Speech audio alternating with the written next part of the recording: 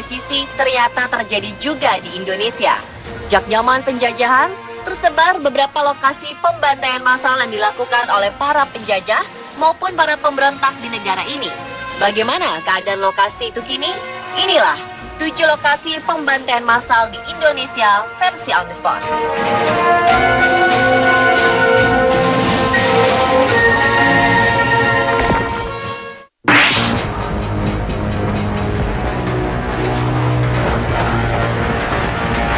Pada masa penjajahan Jepang 1942 hingga 1945, salah satu daerah yang paling ditakuti adalah Kalimantan Barat. Penduduk di sana tidak mau menerima kedatangan Jepang begitu saja setelah Belanda mundur. Jepang mengambil paksa harta benda dan memperkosa anak gadis di sana. Sultan dan para cendekiawan di Kalimantan Barat pun berkumpul untuk membuat strategi mengusir Jepang dari tanah mereka. Namun rencana ini dibocorkan oleh warga yang berkhianat. Jepang mengetahui rencana tersebut dan menangkap semua cendekiawan yang berkumpul, termasuk Sultan Pontianak. Mereka dibawa ke Desa Mandor, Kabupaten Landak, Kalimantan Barat untuk dibantai. Desa Mandor dipilih karena waktu itu belum banyak penduduk yang tinggal di sana dan area hutan masih luas. Diperkirakan para bangsawan dan cendekiawan ini dibunuh dengan samurai. Ada juga yang mengatakan mulut mereka dimasukkan selang dan diisi air hingga meninggal. Setelah membantai orang-orang penting ini, Jepang tidak berhenti. Mereka mencari pihak keluarga dari korban dan membunuhnya di lokasi yang sama. Ada 21.000 orang yang tewas dalam pembantaian ini. Peristiwa genosida ini sukses membuat Kalimantan Barat kehilangan kaum intelektual selama 3 dasawarsa. Ketika Jepang menyerah dan meninggalkan Indonesia, Sultan Hamid II yang selamat dari pembantaian ini menemukan tulang belulang korban pembantaian. Sultan ini selamat karena ketika Jepang menduduki Indonesia, dia hijrah ke Belanda bersama istrinya yang berkebangsaan Belanda.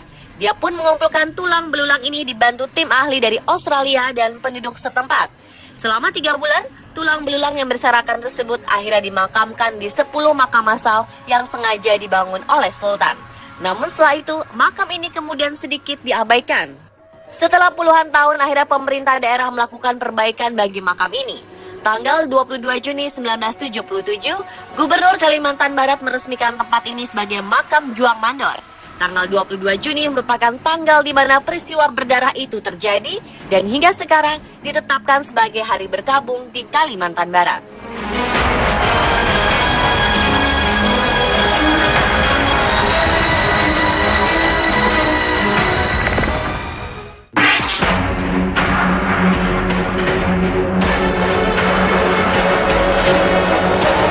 Tidak kalah kejam dengan Jepang, tentara Belanda juga melakukan pembantaian massal di berbagai tempat. Salah satu kisah pembantaian massal terjadi di sebuah rangkaian kereta pengangkutan tahanan Indonesia. Meski sudah dinyatakan merdeka, Belanda tidak mau begitu saja menyerahkan kekuasaannya dan melancarkan serangan di berbagai negara. Pada 22 Februari 1947, Belanda berhasil menduduki Bondowoso dan berkuasa di sana. Para pejuang tidak mau tinggal diam dan melakukan perlawanan. Beberapa pejuang ini ditangkap oleh Belanda. Ada sekelompok pejuang yang tiba-tiba diserdap oleh Belanda ketika mereka sedang bergerilya. Mereka ditahan di penjara Bondowoso. Tanggal 23 November 1947, tentara Belanda berencana memindahkan 100 orang tahanan tersebut ke penjara Bubutan di Surabaya. Mereka dimasukkan ke dalam gerbong kereta yang seharusnya untuk mengangkut barang. Ada 3 gerbong pada kereta tersebut. 24 orang masuk gerbong pertama yang bernomor GR7569, 30 orang ke gerbong kedua yang bernomor GR4416, sisanya masuk ke gerbong terakhir yang bernomor GR10152. Selama 16 jam, para tahanan ini harus berjuang mempertahankan hidup tanpa diberi makanan atau minuman dan udara yang cukup. Rakyat yang ada di luar kereta saat melintas pun dilarang mendekati gerbong. Beberapa kali tahanan tersebut berteriak minta minum dan udara, tapi tidak digubris. Akhirnya, ketika tiba di stasiun Wonokromo, kereta berhenti. Dan setelah didata, 46 orang tahanan meninggal karena kekurangan minum dan makanan, sisanya sakit parah dan lemas. Salah satu tahanan mengaku bahwa mereka terpaksa minum air seni dan keringat sendiri untuk bertahan hidup. Gerbong ini sekarang berada di Museum Brawijaya, sedangkan di Bondowoso dibangun monumen gerbong maut untuk memperingati insiden berdarah ini.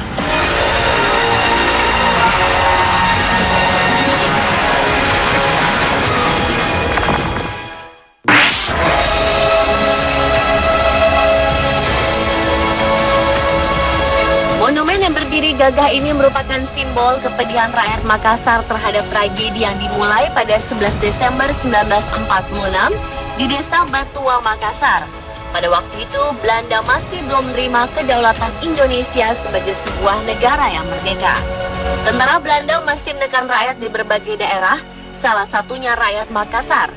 Di lapangan Desa Batua, tentara Belanda memaksa rakyat menggali sebuah lubang besar. Rakyat tidak mengetahui bahwa lubang yang mereka gali itu nanti yang menjadi sebuah kuburan massal bagi penduduk Makassar. Sebanyak 3.000 orang yang dinilai pemberontak dan pejuang ditangkap dan dikumpulkan di lapangan itu. Secara bergantian, mereka diminta duduk berjejer mengelilingi tepi lubang itu dan ditembak oleh Belanda. Korban yang tertembak akan segera jatuh ke lubang sehingga tentara Belanda tidak perlu capek menguburkan mereka satu persatu. Tidak hanya para pemimpin dan pejuang saja yang dibantai. Setelah pembunuhan sadis tersebut, tentara Belanda semakin kehilangan akal. Mereka mendobrak pintu-pintu rumah rakyat dan menembaki siapa saja yang terlihat mencurigakan. Dalam waktu 3 bulan, ada 40.000 jiwa yang tewas. Komandan tentara Belanda yang bertanggung jawab atas pembunuhan massal ini bernama Raymond Paul Pierre Westerling. Karena peristiwa tersebut, pembantaian keji ini dinamakan pembantaian Westerling.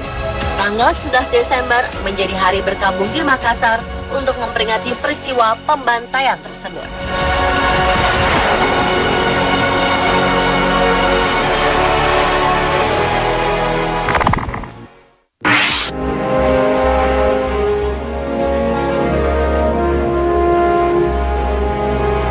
Pembantaian tentara Belanda terhadap rakyat yang tidak bersalah memang sangat keji.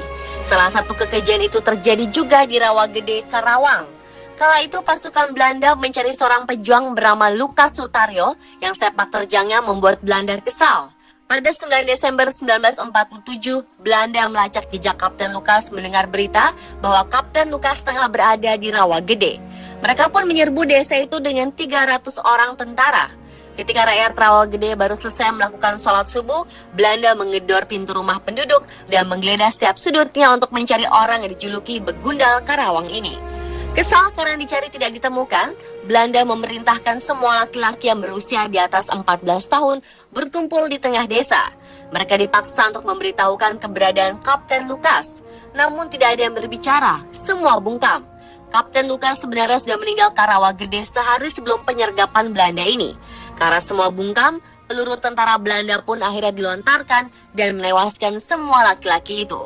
Dalam waktu 12 jam, seluruh laki-laki dewasa di desa ini tewas.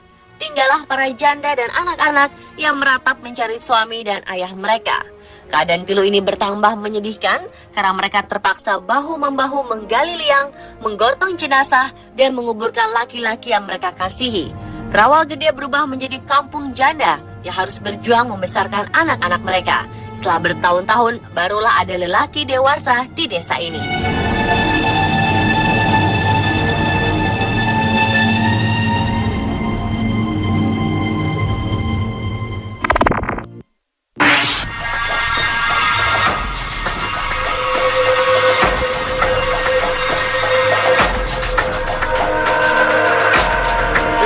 Selanjutnya merupakan saksi kekejaman bangsa kita sendiri.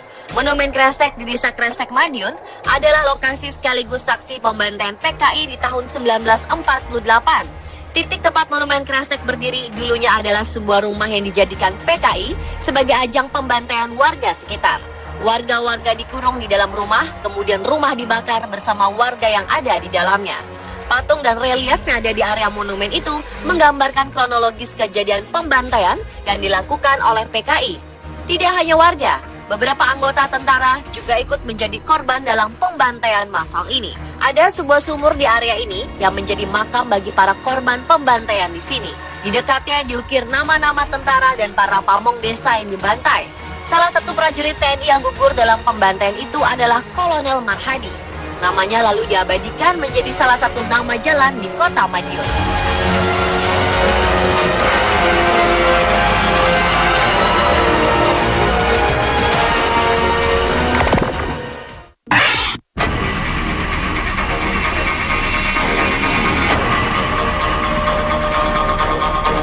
Mei 2013, puluhan tulang belulang manusia ditemukan warga secara tidak sengaja saat melakukan penggalian tanah di Situbondo, Jawa Timur. Saat ditemukan salah satu tulang bergelang besar dan bercincin yang diduga perhiasan milik korban. Warga pun meyakini tulang yang berserakan terpendam sedalam 50 cm itu merupakan tulang manusia.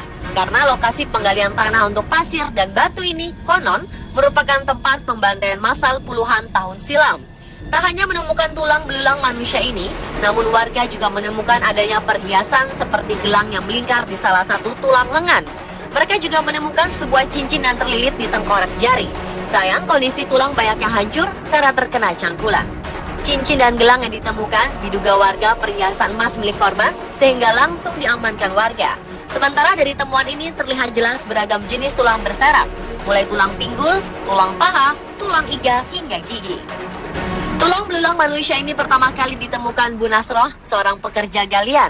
Bunyi keras yang mengenai cangkulnya awalnya hanya dianggap batu biasa, namun setelah menemukan kumpulan rahang dan gigi, ia baru sadar telah mendapati tulang manusia. Warga pun yakin jika tulang yang diduga dua kerangka itu manusia.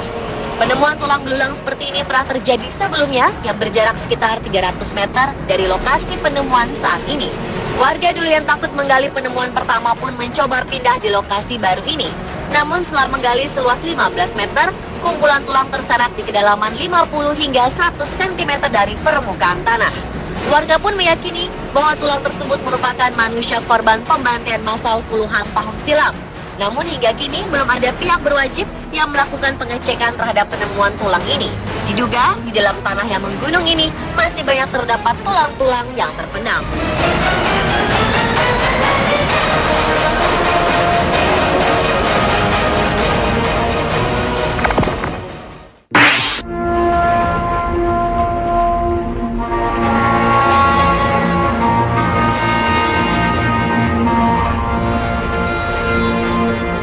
Kejadian G30S sampai sekarang masih menjadi kontroversi.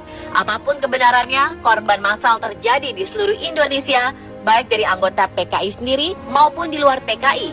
Setelah peristiwa pembunuhan jenderal di Jakarta, anggota PKI pun mengalami tekanan dari berbagai pihak. Terjadi penangkapan besar-besaran terhadap anggota partai beraliran komunis ini. Beberapa kuburan massal pun ditemukan. 2 lubang ditemukan di kawasan hutan Plumbon, Mangkang, Semarang, Jawa Tengah. Berada di belantara hutan Plumbon, Kelurahan Wonosari, Kecamatan Mangkang, Semarang, Jawa Tengah, jejak kuburan massal penumpasan Partai Komunis Indonesia muncul kembali. Dengan menyisiri kawasan hutan, sekelompok penggiat hak asasi manusia menemukan petilasan sumur yang diduga menjadi kuburan massal anggota PKI. Petilasan kuburan massal ini berbentuk tanah rata di tengah hutan dan dirindangi 2 pohon. Salah satu saksi pembantaian ini menceritakan bahwa kuburan massal ini awalnya berbentuk 3 lubang sumur dengan diameter 2 meter dan kedalaman 1,5 meter. Namun ketika itu yang digunakan untuk kuburan hanyalah 2 lubang. Sebelumnya anggota PKI dieksekusi dengan cara ditembak, mata ditutup plastik, dan tangan terikat. Dikabarkan jumlah jasad anggota PKI yang ada di sumur hutan Plumbon berjumlah 24 orang dan salah satunya wanita.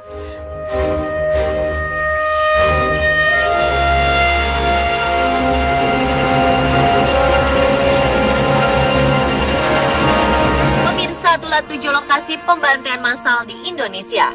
Semua lokasi meninggalkan kisah yang kelam dan menjadi peringatan bagi kita untuk tetap hidup dalam damai.